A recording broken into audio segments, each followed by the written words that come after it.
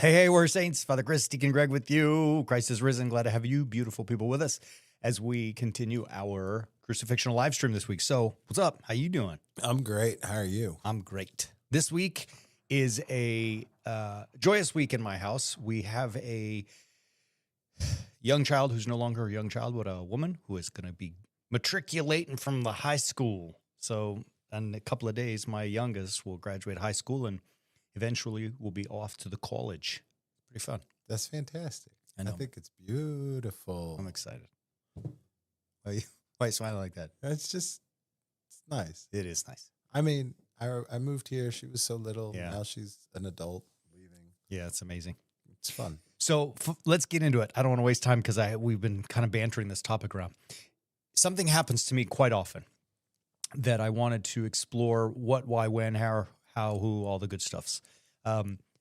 I decided this morning that I was going to send somebody a text message to check on them, right?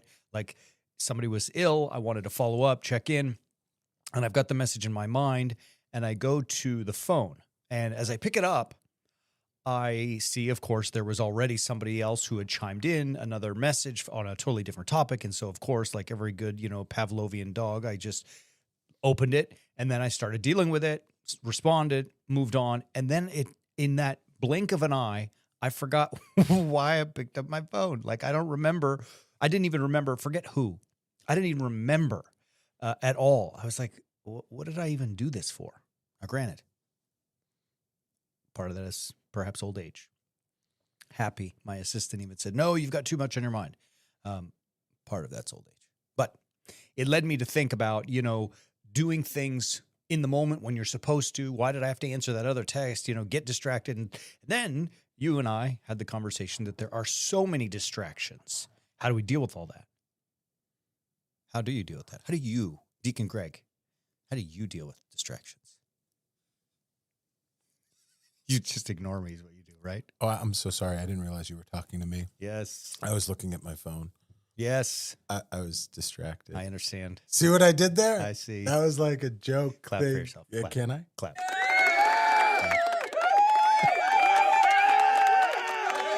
Yeah. Just before you go on, this clapper, there's a screamer in there. He's really excited. Yeah, he's really happy. All right. It's really nice. I struggle with it. I don't know that it's only old age. I don't know that it's only stuff, too many things on the mind. I just think it's where we're at. I think that so many things have hit us at so many different times, and they've crept in at so many different times. They've vied for our attention, and we've allowed them to erode at our abilities and the muscle that controls how we're able to pay attention. So for so long that, I mean, we're all dealing with the same stuff. Like, Yeah. I wake up in the morning and I pick up my phone and I look and I see all the things that are there. Yeah. And I wonder why I do that. Or I get stuck going down a rabbit hole. Like, I took Facebook off of my phone during Lent. I have not yet put it back on. It has been fantastic because Yeah. I'm not checking it all the time. I'm Yeah. not going down that rabbit hole. I'm not just sitting there randomly scrolling for however long, ignoring everything else around me. Yeah. It's a great thing. I would encourage you not to put it back, even though many of our audience watch us right now on Facebook. Yeah. I took it off a while ago too and haven't put it back, and I rarely check it. I just check to make sure there's no, comments that need to be responded to or that kind of stuff. But I don't, it's a blessing for me. I'm glad I did it. So maybe let's go into this, Deke. Let's come up with kind of a list of distractions that we all face. Obviously, the socials are a low-hanging fruit, which obviously implies the cell phone or whatever device of choice, tablets, all that kind of stuff. Yeah. Are there, other things in your mind or in your day-to-day that is a distraction that you see all the time?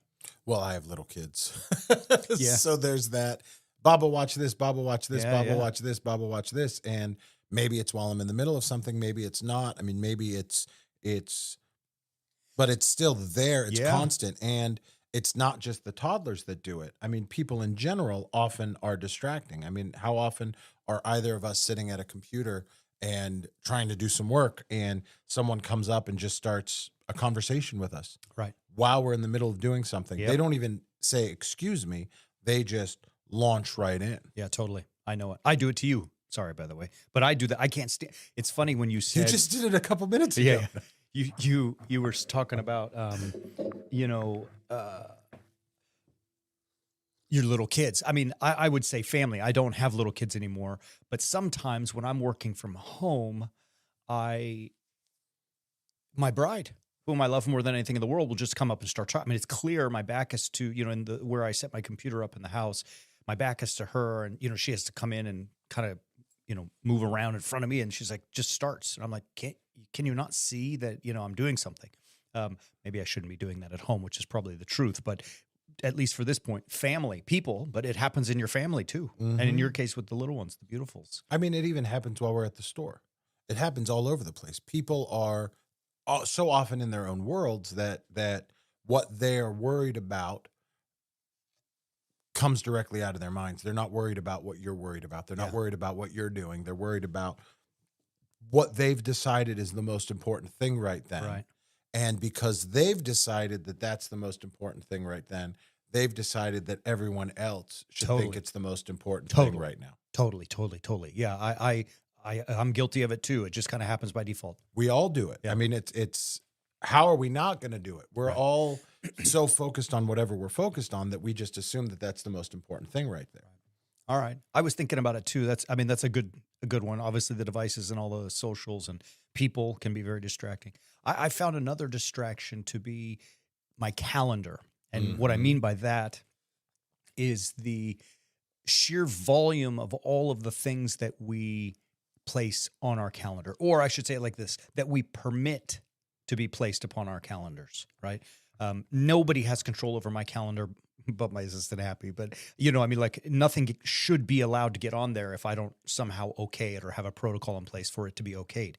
And yet, an invitation here, some FOMO there, and next thing you know, you look at the calendar, and we've all had that happen, right? Where you agree to something 6 months out, and then by the time you get to it, you've allowed other things to, surround it, and all of a sudden you dread that thing that you were initially so excited about. Anyways, I find that to be distractions as well. Yeah. Because it almost feels we have so many things that we have to do that we just feel like we're running constantly Yeah. all around the places, and just I get exhausted Yeah. from feeling like I have to run from here to there, and then you're constantly feeling the pressure of time. Am I Yeah. going to be on time? Am I going to get there? So there's so many things that play into all of it. Totally. And you said something, Deacon Greg, that made me think about this too. The sense of obligation to engage in other people's work, which kind of goes to what you were saying earlier about, well, it's important to them and they throw it at you. But there's a great story, and I presume it's true because he wrote about it in one of his books. So there's a now deceased psychologist, Mihai Csikszentmihalyi. He did a lot of studies on the concept of flow. You know those moments where you're working on a project and you like vanish for 4 hours and you wake up, you're like, holy cow, look at all that. I was flowing. That's what Csikszentmihalyi was studying. And he sent a letter asking the management expert, Peter Drucker, to, help him with a project about creativity. And Drucker's response, well, it floored Csikszentmihalyi because he put it in his book. But when I first heard it, I was like, holy cow, that's awesome. He basically said, thank you so much. I appreciate your letter. I don't know what creativity is. I do know what productivity is. And that is basically, he said, it is fitted to do the work that the good Lord has given you and not to help other people advance their work. And therefore, he says, listen, Drucker said, I have a big trash can to take care of all responses just like yours. So in other words, he said to Csikszentmihalyi, and he said it in the response, I admire you, I've admired your work from afar, but my duty is to do my work. That's what the Lord has instructed me to do. And I don't think Drucker meant don't help people, obviously. That's the call of the Gospels, to serve other people. But he's saying, if I'm helping you with this and him with that and her with this, I'm not doing what I was, instructed to do. And there is that sense of obligation that we feel. I feel it pulling strongly, like I need to go to this wedding, or I need to go to that baptism reception, or I need to go to this dinner, or this or this or that. You know what I mean? Mm-hmm. And we're furthering. Oh, the other one is like when you get, and we get them all the time. These beautiful and humbling and honoring us with these invitations to go and speak here or there and say these things. And really we become a piece in the puzzle to help the furtherance of someone else's project. When what we should be doing, at least according to Drucker, is sitting our, what's right here, doing what we're doing right now and teaching and, doing our work. I talked a lot. No, that's good. It's yes.